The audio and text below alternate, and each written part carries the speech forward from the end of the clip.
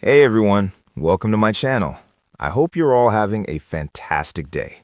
The studio lights had been warming the stage since dawn, but that morning they felt different, too bright, almost intrusive. Ripa stood at her mark, cue cards trembling slightly in her hands. The audience thought it was just another show, another cheerful opening, another shared laugh between co-hosts. No one knew that this was a goodbye disguised as a broadcast.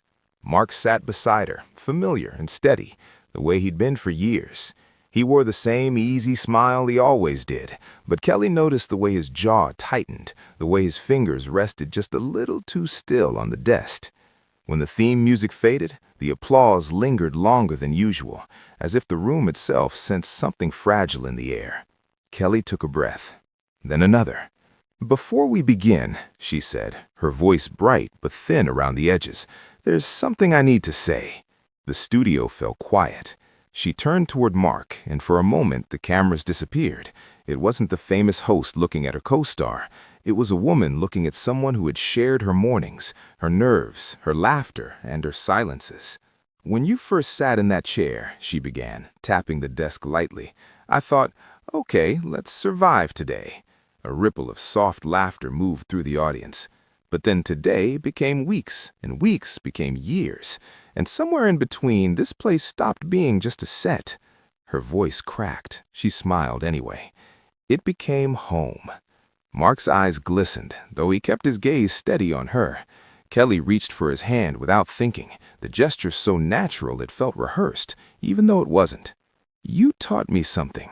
Not about television, not about timing or scripts or cameras. You taught me how to show up. On the good days, on the messy days, on the days when smiling felt impossible." Behind the cameras, producers froze. Stagehands stopped adjusting lights. Even the crew members who had seen dozens of emotional farewells felt their throats tighten. Kelly wiped a tear before it could fall, but another followed anyway. "I've said goodbye on this stage before," she whispered. "But this one hurts differently." Mark finally spoke, his voice low and unsteady. "Kel," he said, and then he stopped. The single word carried years of shared moments, inside jokes, pre-show nerves, unspoken support. He cleared his throat. "You made me brave."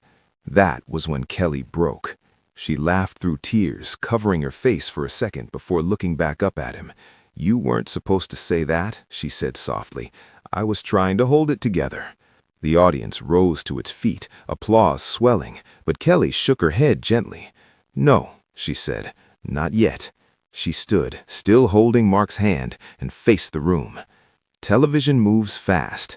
People come and go, and we're told to smile and keep going. But some people don't just pass through your life, they leave fingerprints on your heart. She turned back to Mark, her voice barely above a whisper. "Thank you for leaving yours on mine." Mark stood too then, pulling her into a hug that lasted longer than television etiquette allowed. It wasn't polished or pretty, it was human, raw, necessary. When they finally stepped apart, neither tried to hide the tears. The director forgot to call for a break, the crew forgot to move. For a few suspended seconds, the studio existed in silence, heavy and beautiful. And when the cameras eventually faded to black, one thing was clear. This wasn't just a goodbye.